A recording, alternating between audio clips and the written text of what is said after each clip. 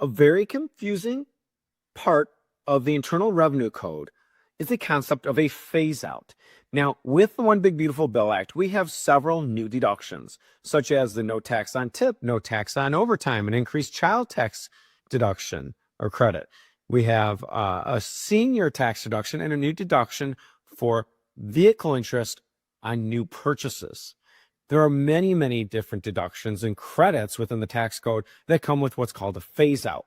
So what that means is that if your income or adjusted gross income or modified adjusted gross income, if that number goes above a certain threshold or level, that tax benefit, i.e. a deduction or a credit, begins to phase out or begins to diminish.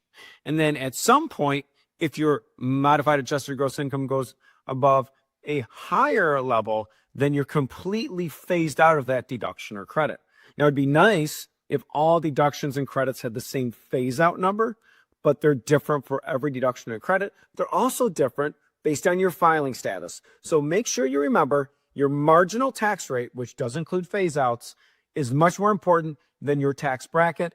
Consult your tax professional about making sure you're aware of those phase outs with your situation.